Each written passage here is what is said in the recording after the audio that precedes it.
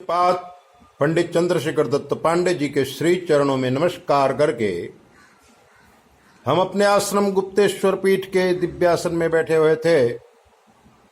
तभी गढ़वरदास ने पूछा था कि गुरुजी, ऐसा सुना है कि जो हमारे पितर हमारे घर पे आते हैं तो उनके साथ दूसरी आत्माएं भी घर पे आया करती हैं। इस बात में कितनी सत्यता है, कृपया इसमें प्रकाश डालिए। हमने गढ़वरदास को बताया था, वो बात आपको भी सुना रहे हैं। YouTube के माध्यम से सुनने वाले मेरे शिष्यों, सज्जन और सन्नारियों, पितृपक्ष चल रहा है। सब लोगों को पितरों के विषय में ज्ञान की बड़ी आकांक्षा है। सनातनी परंपरा में पितरों के विषय में बहुत कुछ कहा गया है, क्योंकि इस जीवन के साथ, इस संसार में रहने वाले प्राणियों के साथ पितरों का ऐसा संबंध है। पितर ही हैं जो पावर हाउस है। हमें सुख, दुख, वंश वृद्धि पितरों की कृपा से या पितरों के नाराजगी से मिलती है। जिस घर में माँ बाप का सम्मान नहीं होता हो, जिस घर में बड़ों का सम्मान नहीं होता हो, समझ लो वहां पितर दोष बहुत ही डेंजर तौर पर है। संतान न होना, व्यापार न होना, अनेक प्रकार की मुसीबतों को होना, यही तो पितर दोष है।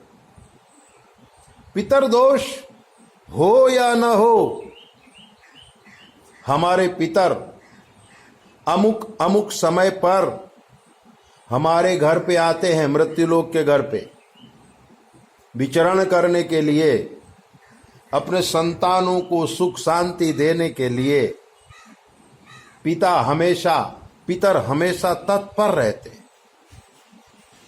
हमारे बच्चे क्या कर रहे हैं, सुखी हैं कि दुखी हैं, ये देखने के लिए पितर लोक से मूल पुरुष हमारे घर में आते हैं, आशीर्वाद देते हैं, और वो ये चाहते हैं कि हमारे बच्चे खूब पढ़ें, खूब धन कमाएं, समाज में नाम करें, ताकि हमारा भी नाम हो। क्योंकि वंश तो उनका ही है। अगर हम बिगड़ गए हैं तो लोग कहते भी हैं कि देखो उनके खानदान में इस प्रकार का बच्चा पैदा हो गया जो अनैतिक कार्य करता है। अंत तो गत्वा बदनामी तो पूर्वजों की ही होती है। इसलिए हमारे पूर्वज हमारे पे निगरानी रखते हैं, और जब हम कोई गलत काम करते हैं पितरों को बहुत तकलीफ होती है।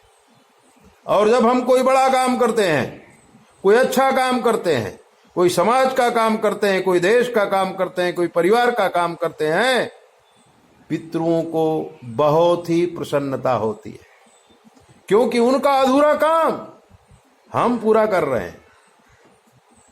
पितर बहुत खुश होते हैं, बहुत आशीर्वाद देते हैं। और जो व्यक्ति अपने अच्छे कर्मों से पितरों को प्रसन्न रखता है, 3 पीढ़ी तक न उसके यहां धन कम होता है, न उसके यहां वंश कम होता है। और जो गंदे काम करके पितरों को नाराज करता है, 3 पीढ़ी में उसका समाप्ति काल होता है। हाँ, तो मैं ये बता रहा था कि हमारे पितर हमारे घर जरूर आते हैं। अनेक बार आते हैं और जब उनकी इच्छा होती है तब आते हैं, लेकिन वो अकेले नहीं आते। उनके साथ अनेक आत्माएं आती हैं। जैसे हम कहीं जाते हैं, कोई बड़ा आदमी कहीं जाता है, अकेला नहीं जाता, उसके आगे पीछे 2-4 आदमी होते।